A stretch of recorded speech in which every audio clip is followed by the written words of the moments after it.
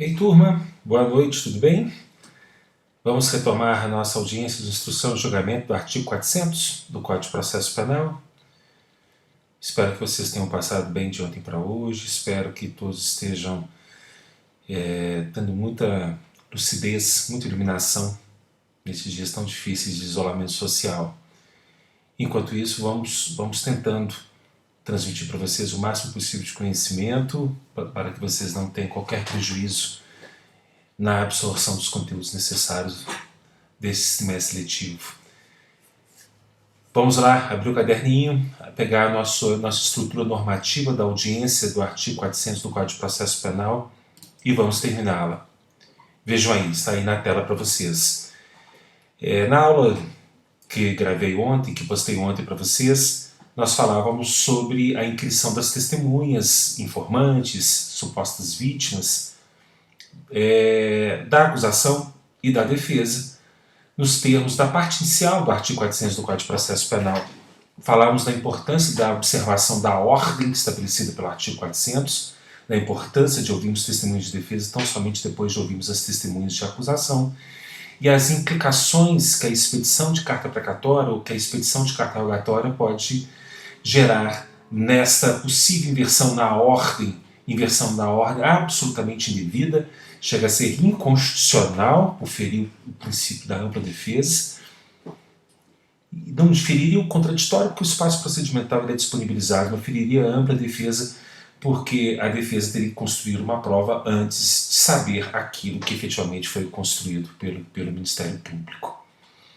Eu não sei se cheguei a comentar com vocês, nós temos um Código de Processo Penal militar que entrou em vigor no dia 1º de janeiro de 1970. É o Decreto-Lei 1002 de 69. É um código antigo, mas percebam, mais moderno do que o Código de Processo Penal comum, que é de 1941. Mas essa parte do Código de Processo Penal que estamos estudando foi reformada em 2008. Então, esse procedimento comum ordinário, ele é bem mais moderno do que o Código de Processo Penal militar. O Código de Processo Penal militar, ele possui um único procedimento comum. Aliás, como teria que ser, né? Lógico.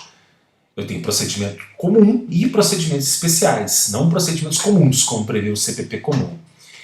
E no procedimento comum do CPPM, a defesa só arrola testemunhas e especifica outros meios de prova depois de encerrada toda a instrução do Ministério Público. Olhem que sensacional. O Ministério Público produz toda a prova dele. Produzida toda a prova do Ministério Público, vista a defesa. Vista a defesa para falar sobre aquilo que ela eventualmente queira produzir. Não é raro eu ir à mão mesmo, lá nos autos do processo penal militar, e só colocar o seguinte: MM juiz, nada a requerer.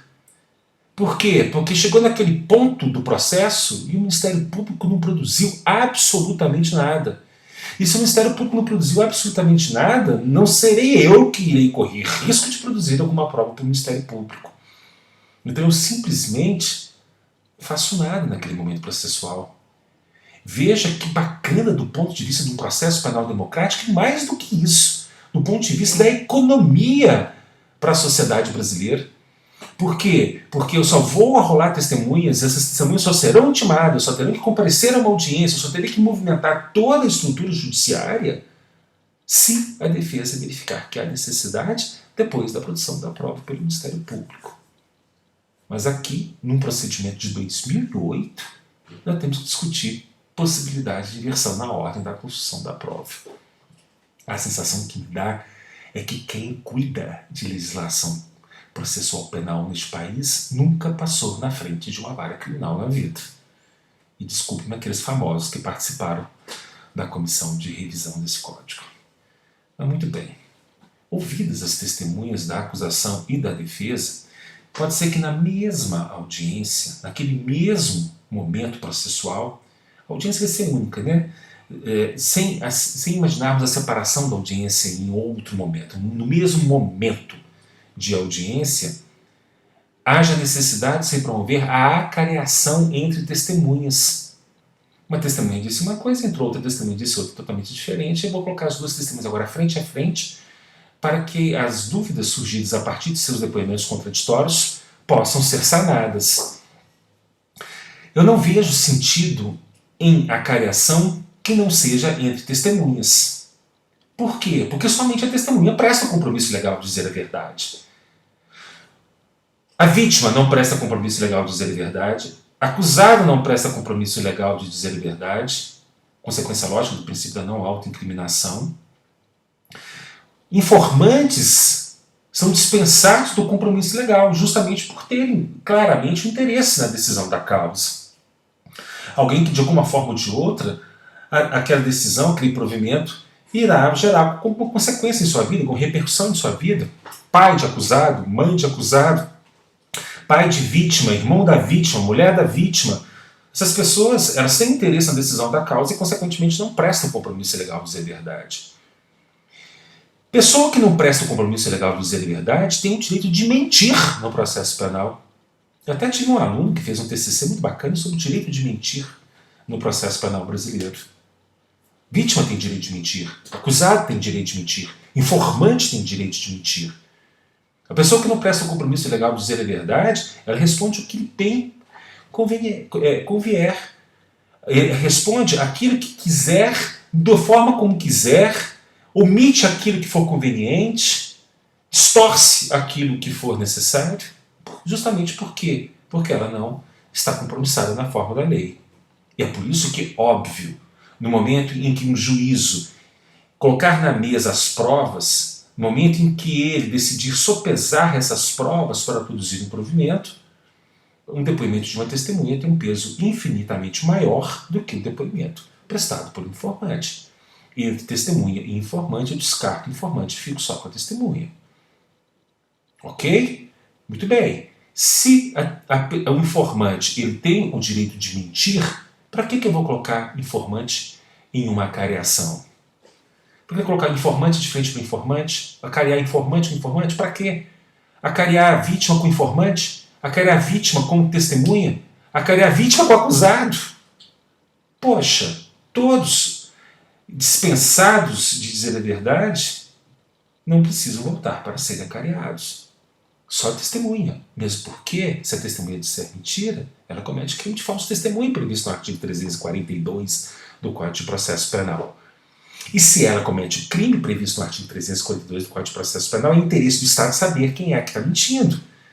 Agora, a acariação ela deve ocorrer a requerimento das partes. Por quê? Porque as testemunhas são das partes.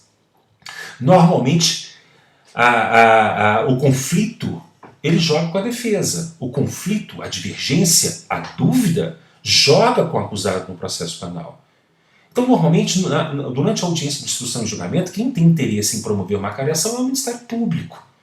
Mas não pode o juiz de ofício trazer duas testemunhas para serem acariadas, porque ali estará interferindo na construção da prova que não pertence a ele, juízo. Ele tem que manter aquela distância equânime entre as partes no processo. A partir do momento que ele busca uma acariação, ele está atendendo para um lado ou está atendendo para o outro. Normalmente da acusação, porque, como eu disse, a dúvida joga com a defesa. O CPP prevê a possibilidade de se promover o reconhecimento de pessoas ou coisas durante uma audiência. Reconhecimento de coisas é até razoável. Eu estou com um documento juntado aos autos, esse documento traz uma assinatura, essa assinatura é de uma testemunha que está sendo ouvida. Eu pego o documento, apresento para a testemunha e pergunto, olha, essa assinatura que está no documento é sua? Ok, essa é uma forma de reconhecimento de coisa. Tem ali uma arma que foi utilizada, o cidadão ceifou a orelha do outro com um facão deste tamanho, com um cabo de madrepérola. Aí eu apresento o facão para a pessoa e pergunto, foi esse facão que arrancou sua orelha? A pessoa vai e reconhece a coisa como sendo aquela inesquecível que tirou um pedaço do seu corpo. Ok. Agora, reconhecimento de pessoas em audiência é o fim da picada. A não ser que eu tenha no prédio do fórum a estrutura necessária para promover o reconhecimento. E aí esse reconhecimento deverá ocorrer antes do início da inquirição das testemunhas ou da suposta vítima. Por quê? Porque o reconhecimento ele tem um padrão estabelecido no Código de Processo Penal. Lembram dele? Já falamos sobre isso dentro de sala de aula. Como é que deve ser promovido o reconhecimento no processo penal? A pessoa a ser reconhecida tem que ser colocada ao lado de pessoas que com ela tenham semelhança física. A pessoa que irá reconhecer, ela fica isolada por um vidro que não permite que a pessoa reconhecida a veja do outro lado, mas que permite que ela veja as pessoas que serão reconhecidas. Não é assim que funciona? Aqui no Fórum Lafayette, no Fórum em Belo Horizonte, até temos um local lá na carceragem. Eu não sei se algum de vocês teve a oportunidade de conhecer, e eu espero que não, a carceragem do Fórum Lafayette, mas lá na carceragem tem um local para reconhecimento. O único problema é que nesse local para reconhecimento, o vidro não é espelhado o suficiente, então quem está lá dentro costuma ver quem está do lado de fora. E aí, carinhosamente, costuma reagir à presença dessas pessoas com gestos não muito delicados. Mas tem. Então, se há a possibilidade de reconhecimento, cabe àquele que queira o reconhecimento, normalmente também é quem quer reconhecimento, o Ministério Público, requerer, na abertura da audiência, antes que o acusado seja colocado de frente para a testemunha, ou seja colocado de frente para a vítima, que seja promovido o reconhecimento no local próprio dentro do prédio do fórum. O que não pode acontecer, o que acontece normalmente em audiências, do juiz virar para a testemunha, apontar para trás, está vendo aquele acusado sentado ali? Foi ele que praticou o crime. Normalmente aquele acusado está algemado com aquele uniformezinho laranjado simpático da SUAP. Aí a pessoa vai olhar para aquele preso e é óbvio que vai reconhecer, mesmo que não tenha a mais vaga lembrança de quem seja aquela pessoa que esteja ali naquele momento. Porque se ela não o reconhece, ela pode estar contribuindo para que a liberdade dele seja concedida naquele momento. E como nós vivemos uma sociedade cada vez mais acuada em face do aumento da criminalidade, a pessoa reconhece quem quer que esteja ali sentada de frente para ela. Tinha uma juíza aqui em Belo Horizonte que, na antessala da sala de audiências, ou na parede que separava, na divisória que separava a antessala da sala de audiências, tinha um olho mágico. Aí ela botava os acusados lá do lado de fora e enfiava a pessoa que iria reconhecer no olho mágico, mandava ela dar uma olhada. Foi esses aí? Foram esses aí? Ridículo. Não é assim que se faz reconhecimento no processo penal e, na minha opinião, esse reconhecimento feito desta forma em audiência não tem o menor valor legal.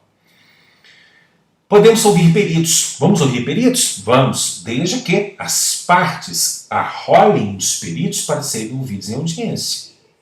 Então, lá quando oferecer o rol de testemunhas, lá no 396A, eu já requeiro a presença do perito em audiência. Na hora que o Ministério Público oferecer denúncia e arrolar testemunhas, ele requer a presença do perito em audiência. Perito não é testemunha, perito é perito. E eu não vou tentar produzir uma perícia em audiência. Eu parto do pressuposto da existência de uma perícia nos autos e eu quero trazer aquele perito em audiência para poder esclarecer eventuais dúvidas decorrentes da perícia que ele lançou nos autos. Então tem uma dúvida, a perícia não é conclusiva, a perícia é confusa, há duas perícias contraditórias nos autos, eu trago o perito para a audiência para que essas dúvidas sejam espanadas, sejam espancadas do processo penal. É para isso que eu trago o perito à audiência, não é para fazer prova em audiência, muito menos para transformar o perito em testemunha daquele processo, porque afinal de contas ele não é testemunha do fato, ele apenas realizou uma perícia técnica a partir do fato que ocorreu. Nossa, nós temos muitos exemplos bacanas sobre a necessidade da perícia em audiência. Certa vez, uma guarnição da Polícia Militar estava na Avenida Vilarinho, lá em Venda Nova. Vocês lembram do Capeta do Vilarinho? O Capeta do Vilarinho era uma entidade... eu não saberia explicar que entidade é essa, não.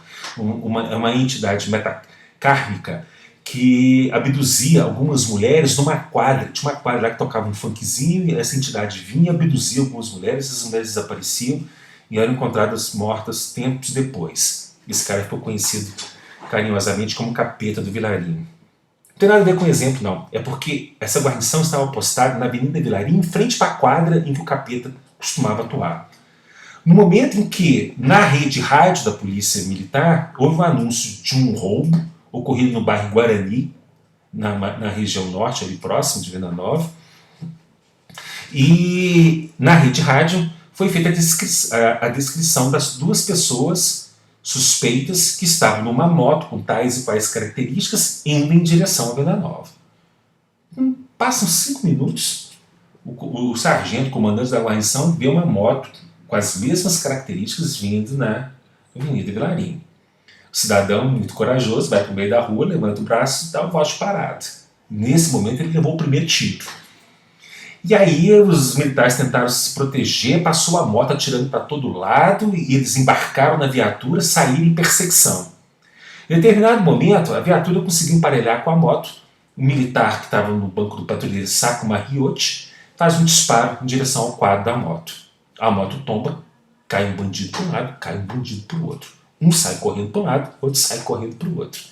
Guarnição atrás. Eu me lembro até hoje, esse fato tem mais de 20 anos. O cidadão entra numa rua separada, era uma rua de um quarteirão só, chamada Luísa Vieira, lá em Venda Nova. 2 policiais vão para um lado, 2 foram para o outro, um ficou na viatura, não é que se deixar a viatura sozinha, o povo leva a viatura. Cercaram esse quarteirão, 2 militares de um lado, 2 militares do outro. O cidadão pula para dentro de uma casa. Só que teve um azar desgraçado, que nessa casa tinha um sistema que é a cara do Guilherme Orlando, sabe? Desses sistemas ultramodernos de segurança. Disparou alarme, girou giroflex, acendeu luz. O cara, assustado com aquele sistema de alarme, pula para o lado de fora. No que ele pula para o lado de fora, e foi feito um croquis da região, ele estava mais ou menos no meio do quarteirão, voz de prisão do lado, voz de prisão do outro. Do que ele recebeu voz de prisão do lado, voz de prisão do outro, o que ele fez? Atirou para um lado, atirou para o outro. Recebeu o tiro de um lado, recebeu o tiro do outro. Um tiro pegou no ouvido esquerdo dele. Caiu. A guarnição chegou, enquadraram, viram que ele estava ferido. Nisso já estava chegando reforço. Colocaram ele no reforço para levar para o João 23, ou Risoleta Neves, eu não me lembro se o Risoleta Neves existia na época. E os militares seguiram no encalço do outro, que tinha desaparecido. Esse moço morreu logo que deu entrada no João 23. Chegou a perícia da Polícia Civil no local, periciou a moto, fez esse croquis que eu mencionei a vocês, e essa perícia se deslocou para o João 23 para periciar o defunto. Veio um laudo para os autos. Em determinado momento, não sei por qual motivo, o João 23 decide mandar o corpo para o IML. O IML faz uma segunda perícia. Veio um segundo laudo para os autos. Havia 2 laudos. A primeira perícia, que foi feita lá no João 23, trouxe no corpo da vítima o que nós chamamos de orla ou zona de esfumaçamento. Disse a perícia que na região do ouvido esquerdo, onde havia o orifício de entrada, também havia orla de esfumaçamento. O que significa isso? Você já viu um disparo de arma de fogo em slow motion, em câmera lenta? Você vai perceber, depois joga aí no Google, vai perceber que, principalmente a arma de tambor aberto, como um revólver calibre 38, por exemplo, sai o projetil ele ganha propulsão pela explosão da pólvora, atrás do projetil sai uma grande quantidade de fogo e sai uma grande quantidade de pólvora. E se a arma for de tambor aberto, ainda sai pólvora e fogo também pelo tambor. Há uma explosão ali dentro. E essa explosão provoca uma movimentação de ar e sai tudo ali por onde der para sair. Imagine que eu encoste o cano dessa arma na pele de uma pessoa e realize o disparo de arma de fogo. Quando a perícia chegar à pele dessa pessoa, ela vai perceber que há um orifício de entrada daquele projetil, certamente também há um orifício de saída. No entorno desse projetil, aquele fogo que foi propelido pela arma junto com o projetil irá queimar a pele. Então vai ter uma grande zona de queimadura, ou orla de queimadura. Se eu afasto um pouco a arma de fogo, eu vou encontrar na pele da vítima o orifício de entrada do projetil e uma grande zona cinzenta, porque a pólvora ela foi lançada com tanta força que ela irá pigmentar a pele, ela irá tatuar a pele. Então eu vou ter orifício de entrada, eu não vou ter zona de queimadura porque o fogo não chegou até ali, mas a pólvora vai impactar a pele com tamanha força que um pano com álcool não limpa, está tatuado mesmo na pele. Eu tenho orla de tatuagem, ou zona de tatuagem. Se eu afasto mais um pouquinho, eu tenho um orifício de entrada, essa pólvora toca a pele, mas toca a pele de uma forma mais suave, a ponto de, com um pano com álcool, eu conseguir limpar aquela pele. Aí eu tenho o que nós chamamos de orla de esfumaçamento, ou zona de esfumaçamento. Se eu afasto mais um pouquinho, eu tenho só o orifício de entrada. Olha que bacana. O corpo, ele conversa com as partes no processo penal. É fundamental o corpo nos crimes contra a vida. E aí depois a gente discute, quando nós chegamos à decisão de pronúncia, a gente discute caso Bruno e coisas do gênero. Mas veja a importância do corpo conversando com o perito, do corpo conversando com as partes. Neste caso específico, a presença de queimadura, tatuagem, esfumaçamento ou simplesmente orifício de entrada faz com que o perício com precisão consiga determinar a distância com que o disparo de arma de fogo foi realizado. A história dos policiais militares é que 2 militares numa esquina, 2 militares na outra, proferiram o disparo de arma de fogo em legítima defesa. Vem a perícia e fala, não, nada disso. O tiro foi dado a queima-roupa, a uma curta distância da pele da vítima. Resultado, os 4 militares que estavam na operação, ou que estavam na viatura, não, que estavam na operação, denunciados por homicídio qualificado, com várias qualificadoras, dentre elas o recurso que impossibilitou a defesa da vítima, a vingança, querer uma vingança pelos disparos recebidos, e por aí vai. Só que, disse a vocês, foi feita essa perícia, e em determinado momento o corpo foi levado para o IML, a IML fez outra perícia. Chega essa perícia nos autos, cadê a orla de esfumaçamento? Ela não aparece na perícia. E não aparece por uma razão óbvia. Disse a vocês, orla de esfumaçamento, você pega um paninho com álcool e limpa. A pólvora desaparece da pele da vítima. Passou a perícia pelo João 23, o que eles começaram a fazer? Eles começaram a preparar o corpo para inumação. E para enterrar o corpo, eles começaram a limpar. Imagina, um tiro no ouvido, tinha uma quantidade de cérebro, uma quantidade de tudo saindo ali para aquele ouvido. Eles foram preparar aquele corpo para poder ser para encaminhar lá para Santa Casa para poder enterrar. Não é? Pois é. Chegou no IML, o corpo já estava limpo. O IML periciou o corpo que encontrou. Isso é óbvio. Mas nós temos que lembrar que crime contra a vida é competência do tribunal do júri. Se eu chego no tribunal do júri com 2 laudos absolutamente contraditórios, eu jogo por terra o laudo que fala da ordem de esfumaçamento. A dúvida joga comigo, joga com a defesa. Então cabia a quem? Cabia ao Ministério Público trazer em audiência o perito. O perito, em 2 minutos, ele teria esclarecido, não, isso é porque limparam o corpo lá no João 23, quando chegou lá no ML, o corpo já estava limpo. Ponto. Resolvi o problema. O Ministério Público trouxe o perito para audiência? Não trouxe. Fomos para júri popular? 2 laudos contraditórios. Resultado? Os 4 militares absolvidos. Percebam a importância da presença do perito em audiência numa situação como essa. Mas percebam, eu não traria o perito para fazer uma perícia em audiência. Havia 2 laudos contraditórios. Eu podia trazer um, o outro ou os 2 para poder esclarecer essa divergência existente entre as perícias. Ok? Muito bem. Olhem aí para a estrutura normativa da audiência. Nós temos agora a possibilidade de realização de diligências. Muito cuidado, porque vejam, essas diligências estão previstas no artigo 402 do Código de Processo Penal. Isso faz com que alguns juízes achem que o interrogatório tem que ocorrer antes das diligências, porque o interrogatório está no 400, a diligência está no 402. Mas a instrução criminal, ela termina com as diligências. É a audiência de instrução e julgamento. A instrução criminal termina com as diligências. Interrogatório não é instrução, porque interrogatório não é meio de prova, é meio de defesa. E o interrogando, o acusado, ele tem o direito de ser interrogado sobre toda a prova que foi produzida no processo. Por isso o interrogatório foi para o final. Desculpe. No final da audiência. Então essas diligências, apesar de estarem no 402, elas têm que ser realizadas antes de interrogar o acusado. Porque o acusado tem o direito de falar sobre elas também no seu interrogatório.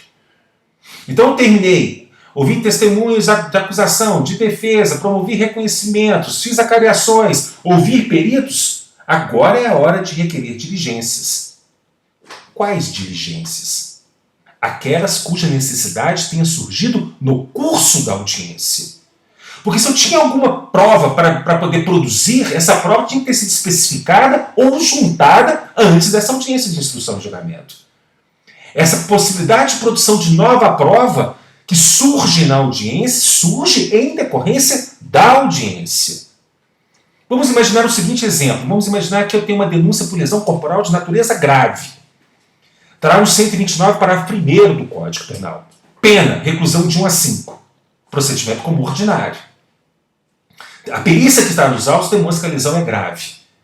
Chega na audiência de instrução de julgamento, o Ministério Público arrolou a vítima.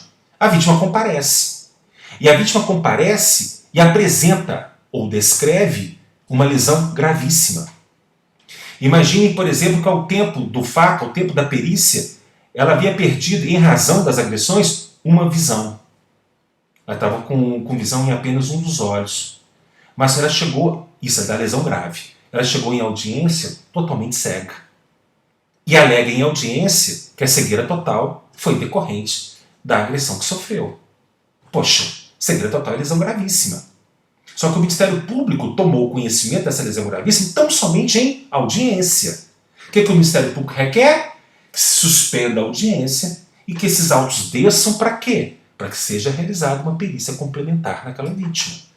A perícia complementar, aliás, que pode levar até o aditamento da inicial de lesão grave para lesão gravíssima. Mas percebam, essa diligência terá que ser realizada, por óbvio. Ela teve a sua necessidade em decorrência, criada em decorrência de um depoimento prestado durante a audiência. Imagine outro exemplo. Imagine que todas as testemunhas que foram ouvidas na fase do inquérito policial, que foram roladas na ocorrência policial, foram roladas pelas partes. Aí uma testemunha de defesa, ao ser ouvida, afirmou categoricamente que uma pessoa que até então não havia surgido na investigação, não havia surgido no processo, também estava presente no local dos fatos. É chamada de testemunha referida. Essa testemunha é boa para quem? Para a defesa. O que a defesa faz no 402? Requer que seja inquirida a testemunha referida pela outra testemunha, que até então era desconhecida nos autos.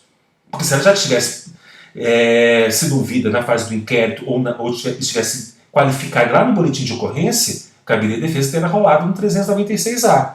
Mas até então ela era desconhecida de todos. O nome dela só surgiu no depoimento de uma testemunha. É a testemunha referida, eu peço na fase do 402. E é claro que, havendo diligência deferida pelo juízo na fase do 402, o juiz tem que suspender a audiência, mandar realizar as diligências para depois dar sequência à audiência. E dar sequência com o quê? Com os interrogatórios dos acusados. Interrogatórios dos acusados.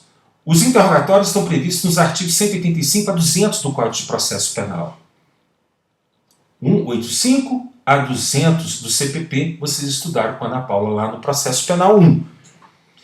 O que é mais importante ser ressaltado neste momento? O interrogatório é meio de defesa, não é meio de prova. Por isso disse, com as diligências eu encerro a instrução criminal. Como meio de defesa, esses interrogatórios têm que ser produzidos sobre o crivo do contraditório. E o que significa ser produzido sobre o crivo do contraditório? Todos os acusados, caso eu tenha mais de um, têm o direito de participar do interrogatório de outros acusados. Então eu tenho um acusado A que vai ser ouvido hoje. Eu tenho que intimar para essa audiência o acusado B, o acusado C, o acusado D. E esses acusados, se não comparecerem, têm que estar representados por seus defensores.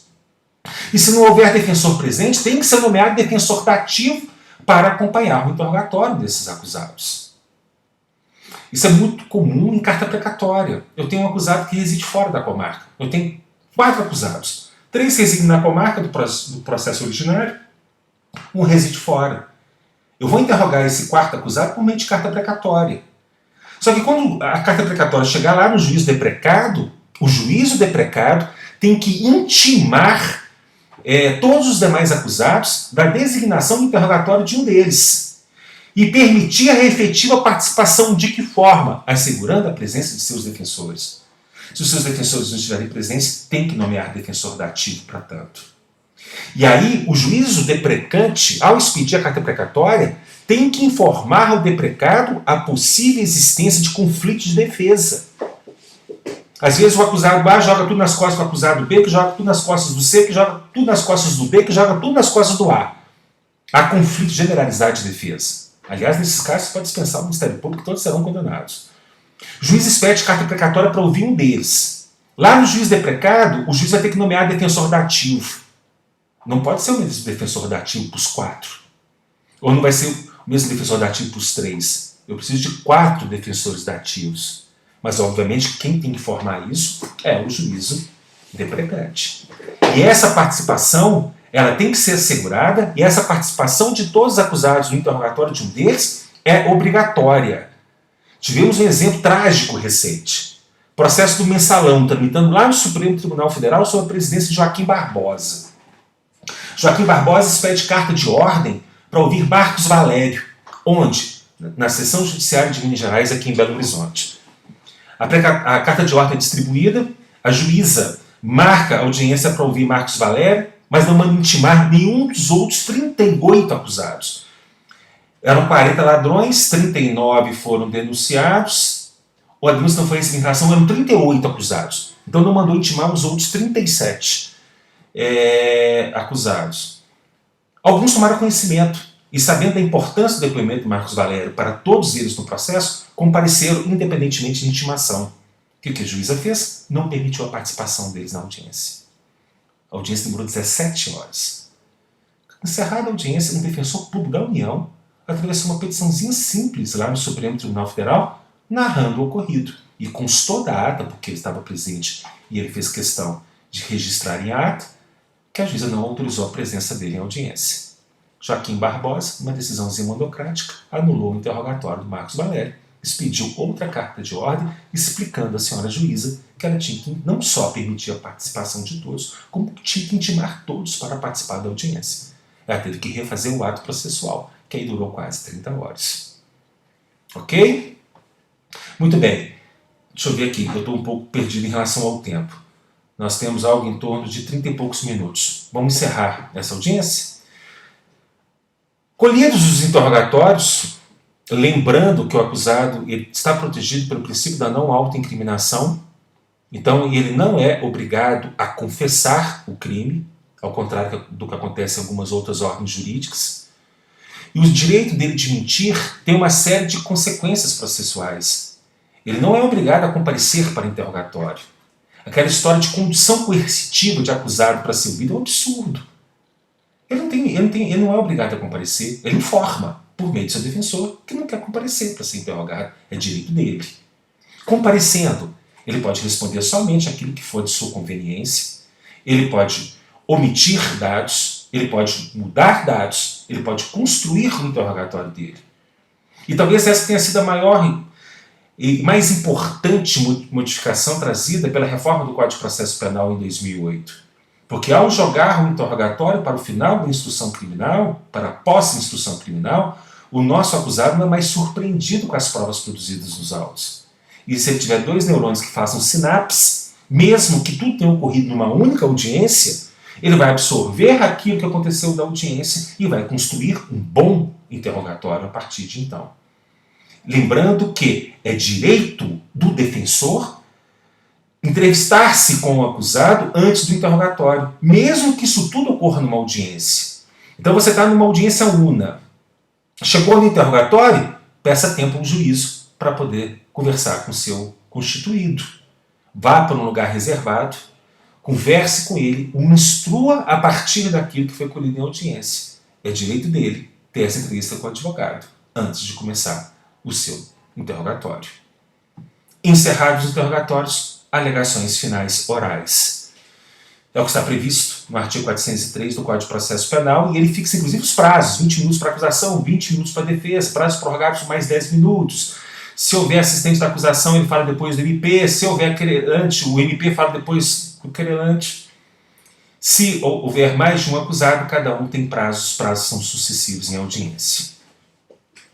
Estou completando 25 anos de advocacia este ano. Eu nunca tive o privilégio de fazer uma alegação oral, seja no procedimento comum ordinário, seja no procedimento comum sumário, seja no procedimento comum sumaríssimo. Por quê? Vejam, olhem para a estrutura que está aí na tela. O 403, parágrafo 3º do Código de Processo Penal, dei uma conferidinha lá no CPP, ele autoriza a conversão das alegações finais orais em alegações finais escritas, na forma de memoriais. O que são memoriais? Não sei, não tenho ideia. Alegações finais escritas com a estrutura de alegações finais. É bem verdade que o 403, parágrafo 3º, ele estabelece os motivos pelos quais as alegações orais podem se transformar em alegações escritas. Na prática, tudo é motivo. Imagine que o juiz marcou uma audiência como essa e marcou 19 audiências depois desta. O que costuma acontecer? No mesmo dia, 20 audiências na pauta. Essa audiência demorou demais e ele tem mais 19 audiências para fazer. Ele vai colher alegações orais? Claro que não. Converte em alegações escritas e passa para a audiência seguinte. Ou essa audiência entrou noite adentro, está todo mundo esgotado, ninguém aguenta mais. Transforma em alegações escritas. Ou o promotor não sabe que hora está com fome. Ele está ali, mas não tem ideia do que está no processo. Alegações orais e alegações escritas. Ou o juiz tem um dentista marcado para aquela hora. Transforma alegações orais em alegações escritas. Tudo será motivo para converter as alegações orais em alegações escritas. A complexidade da causa, aí é um motivo relevante. O processo está constituído por 42 autos que vão do chão até volumes que vão do chão até o teto. Por alegações orais em 20 minutos e cerceia a acusação, cerceia a defesa, aí transforma alegações orais em alegações escritas. Quando ocorrer essa conversão em alegações orais e alegações escritas, o prazo para a apresentação será de 5 dias.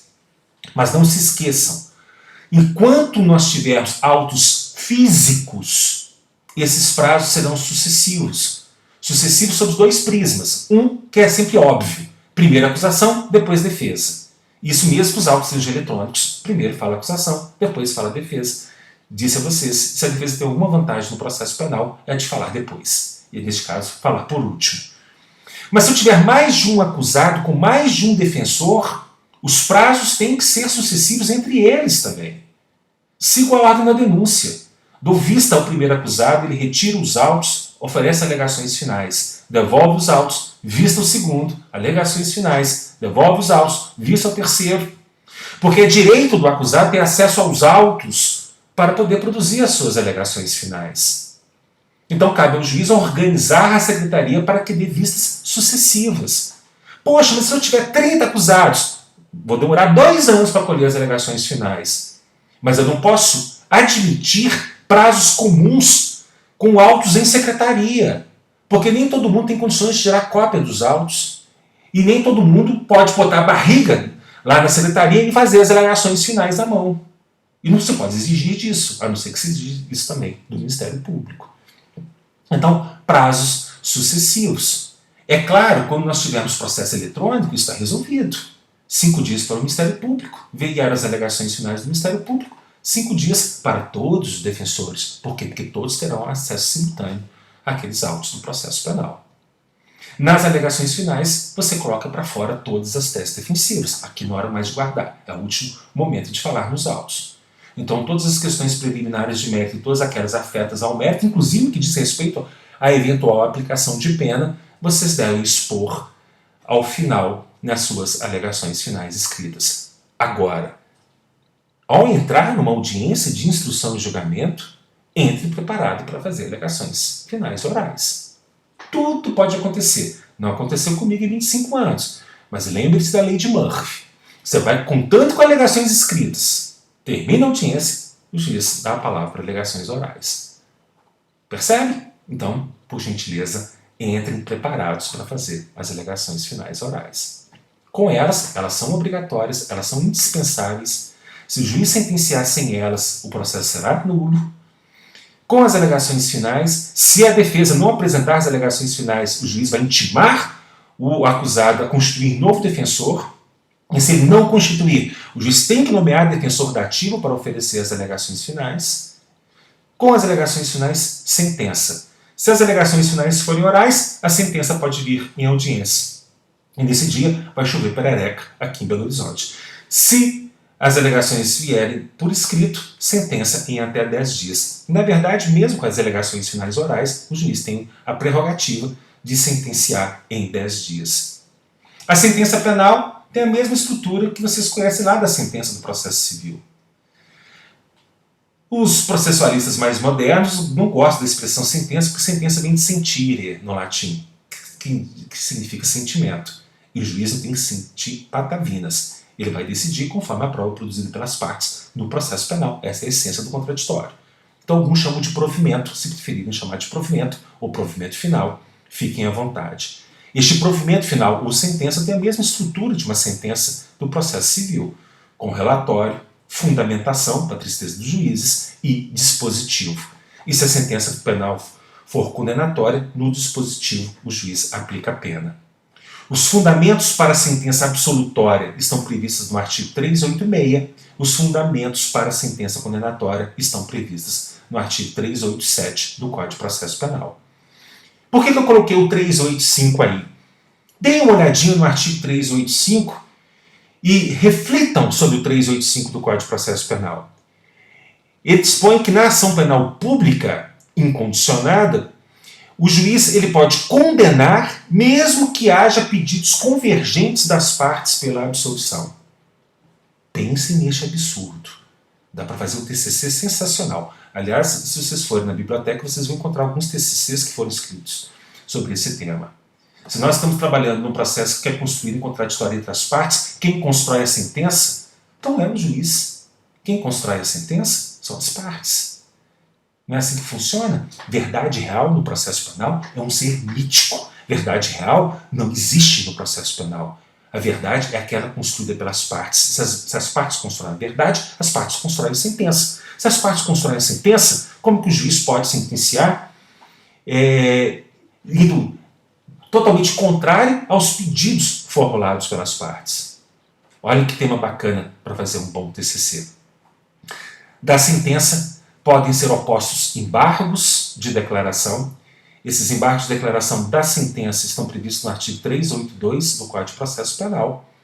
E com embargos ou sem embargos da sentença cabe apelação. Essa apelação está prevista no artigo 593 do Código de Processo Penal. Ok? Com isso nós fechamos o procedimento como ordinário. E por que nós demandamos tanto tempo no procedimento ordinário? Porque ele será a base para o estudo dos demais procedimentos. Nos demais procedimentos nós teremos um pouco mais de facilidade. Não deixe de acessar o Cinef. Vou postar uma atividade para vocês no Cinef sobre essa audiência de instrução de julgamento para que vocês possam responder. É a forma de nós aferirmos que vocês efetivamente assistiram à aula e, consequentemente, lançarmos presença para vocês. Afinal de contas, não sabemos por quanto tempo vai durar o nosso recolhimento domiciliar. Essa forma, de cumprimento de pena. E na próxima aula, na próxima videoaula, rapidamente irei falar sobre o procedimento comum sumário e na sequência já entramos no procedimento comum sumaríssimo. Combinado, gente? Muito obrigado, fiquem com Deus e até a próxima.